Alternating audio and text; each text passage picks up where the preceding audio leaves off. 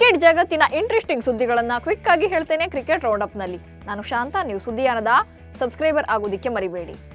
Team ಇಂಡಿಯಾದ star bowler Mohammed Siraj ಸತತ test ಪಂದ್ಯಗಳನ್ನಾಡಿ ವಿಶ್ರಾಂತಿಯನ್ನು ಕೇಳ್ಕೊಳ್ತಿದ್ದಾರೆ. ಆದ್ರೆ ಬಿಸಿಸಿಐ ಮಾತ್ರ ಸಿರಾಜ್ಗೆ ನೋ ರೆಸ್ಟ್ ಅಂತ ಹೇಳ್ತಾ ಇದೆ. ಯಾಕಂದ್ರೆ ಜಸ್ಪ್ರೀತ್ ಬುಮ್ರಾ ವಿಶ್ರಾಂತಿಯನ್ನು ಬಯಸಿದ್ದಾರೆ.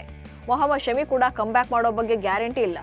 ಬುಮ್ರಾ ಶಮಿ ಇಲ್ಲ ಅಂದ್ರೆ ಸಿರಾಜ್ ಬಾಯ್ ಬೇಕೇ ಬೇಕು ಅಂತ ಪಟ್ಟು ಹಿಡಿದಿದೆ ಬಿಸಿಸಿಐ. ಇನ್ನು ಬೆನ್ನು ಮೂಳೆ ಮುರಿಯುವವರೆಗೂ ಕೂಡ ಬಿಸಿಸಿಐ ರೆಸ್ಟ್ ಕೊಡೋ ಲಕ್ಷಣ ಕಾಣ್ತಾ ಇಲ್ಲ. ಟೀಮ್ ಇಂಡಿಯಾ ಯಂಗ್ ಗನ್ ಯಶಸ್ವಿ ಜೈಸ್ವಾಲ್ ಭರ್ಜರಿ ಫಾರ್ಮ್ ನಲ್ಲಿದ್ದಾರೆ.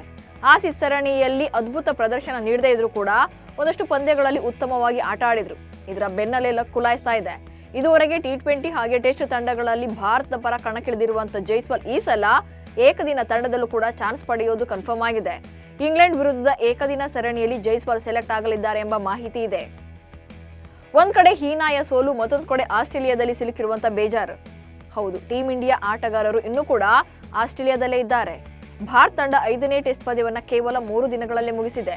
ನಿಗದಿತ ಸಮಯಕ್ಕಿಂತ ಮುಂಚಿತವಾಗಿ ಪಂದ್ಯ ಮುಗಿದಿದ್ರಿಂದ ವಿಮಾನದ ಟಿಕೆಟ್ ಸಿಗ್ತಾ ಇಲ್ಲ. ಇತ್ತ ಟೀಮ್ ಇಂಡಿಯಾದ ಟಿಕೆಟ್ ಬುಕ್ ಆಗಿದ್ದು ಜನವರಿ 8ರಂದು. ಹೀಗಾಗಿ ಮ್ಯಾಚ್ ಮುಗಿದ್ರೂ ಕೂಡ ಆಟಗಾರರು ಆಸ್ಟ್ರೇಲಿಯಾದಲ್ಲೇ ಉಳಿದುಕೊಳ್ಳಬೇಕಾಗಿದೆ. ಬಾರ್ಡರ್ ಗವಾಸ್ಕರ್ ಟ್ರೋಫಿ ಸರಣಿಯಲ್ಲಿ ಭಾರತ ತಂಡದ ಸೋಲು ಮತ್ತು ಡ್ರೆಸ್ಸಿಂಗ್ ರೂಮ್ ವಿವಾದಗಳು ಒಂದೊಂದಾಗಿ ಹೊರಬರ್ತಾ ಇವೆ. ಈ ಕುರಿತು ಮುಕ್ತವಾಗಿ ಮಾತನಾಡಿರುವಂತಹ ಭಾರತ ಕ್ರಿಕೆಟ್ ತಂಡದ ಮಾಜಿ ಆಟಗಾರ ಹರ್ಭಜನ್ ಸಿಂಗ್, ರಾಹುಲ್ ದ್ರಾವಿಡ್ ಮುಖ್ಯ ಕೋಚ್ ಆಗಿದ್ದ ಕಾಲದಲ್ಲಿ ಎಲ್ಲ ಕೂಡ ಚೆನ್ನಾಗಿತ್ತು. ಆಯ್ಕೆ ಸಮಿತಿ ತಂಡದ ಆಯ್ಕೆ ಸಂದರ್ಭದಲ್ಲಿ ಸ್ಟಾರ್ ಕಲ್ಚರ್ ಅನ್ನು ತೋರಿಸ್ತಾ ಇದೆ. ಇದನ್ನ ಬಿಟ್ಟು ಉತ್ತಮ ಪ್ರದರ್ಶನ ನೀಡುವಂತ ಆಟಗಾರರನ್ನ ಆಯ್ಕೆ ಮಾಡಬೇಕು ಅಂತ ಹರ್ಭಜನ್ ಸಿಂಗ್ ಹೇಳಿದ್ದಾರೆ. ಐಸಿಸಿ ಟೆಸ್ಟ್ ತಂಡಗಳ ನೂತನ ರ್ಯಾಂಕಿಂಗ್ ಪ್ರಕಟವಾಗಿದೆ. 12 ತಂಡಗಳ ಈ ಪಟ್ಟಿಯಲ್ಲಿ ಆಸ್ಟ್ರೇಲಿಯಾ ಟಾಪ್ 1 ಪ್ಲೇಸ್ ನಲ್ಲಿದೆ. ಸೌತ್ ಆಫ್ರಿಕಾ ಸೆಕೆಂಡ್ ಪ್ಲೇಸ್ ನಲ್ಲಿದೆ. ಈ 2 ಟಾಪ್ ತಂಡಗಳೇ ಈ ಬಾರಿಯ ವಿಶ್ವ test championship final ಆಡಲಿವೆ.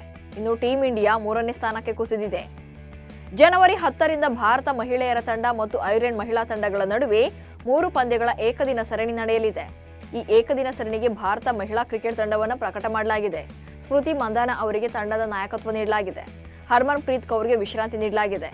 Allrounder Deepti Sharma ಉಪನಾಯಕಿಯಾಗಿ ಸೆಲೆಕ್ಟ್ ಆಗಿದ್ದಾರೆ. ಈ ಬಾರಿಯ ಐಪಿಎಲ್ ಮೆಗಾ ಹರಾಜಿನಲ್ಲಿ ಆಸ್ಟ್ರೇಲಿಯಾ ಆಟಗಾರರಾದಂಥ ಡೇವಿಡ್ ವಾರ್ನರ್, ಡೇನಿಯಲ್ ಸ್ಯಾಮ್ಸ್ ಸೇರಿದಂತೆ ಅನೇಕರು ಅನ್ಸೋಲ್ಡ್ ಆಗಿದ್ರು.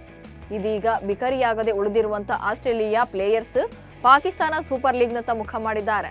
ಆಸ್ಟ್ರೇಲಿಯಾದ 13 ಆಟಗಾರರು ಪಿಎಸ್ಎಲ್ಗಾಗಿ ಹೆಸರನ್ನ ರಿಜಿಸ್ಟರ್ ಮಾಡಿಕೊಂಡಿದ್ದಾರೆ. David Warner, Daniel Sams, Chris Lynn ಕೂಡ ಈ ಲಿಸ್ಟ್ನಲ್ಲಿದ್ದಾರೆ. ಆಸ್ಟ್ರೇಲಿಯಾದ ಬಿಗ್ ಬ್ಯಾಶ್ ಲೀಗ್ನಲ್ಲಿ ಸಿಡ್ನಿ ಥಂಡರ್ಸ್ ತಂಡದ ಸಹಾಯಕ ಕೋಚ್ ಡೇನಿಯಲ್ ಕ್ರಿಶ್ಚಿಯನ್ ಅವರು ಸ್ವತಃ ತಾವೇ ಕಣಕ್ಕಿಳಿದು ಬ್ಯಾಟಿಂಗ್ ಮಾಡಿದ್ದಾರೆ. ಆಟಗಾರರ ಕೊರತೆಯಿಂದಾಗಿ ಕೋಚ್ ಬ್ಯಾಟಿಂಗ್ಗೆ ಬಂದಿದ್ದು 23 ರನ್ ಗಳಿಸಿದ್ದಾರೆ. ಸ್ವತಃ ಕೋಚ್ ಅಖಾಡಕ್ಕಿಳಿದ್ರೂ ಕೂಡ ತಂಡ ಮಾತ್ರ ಸೋಲಿಗೆ ಶರಣಾಗಿದೆ.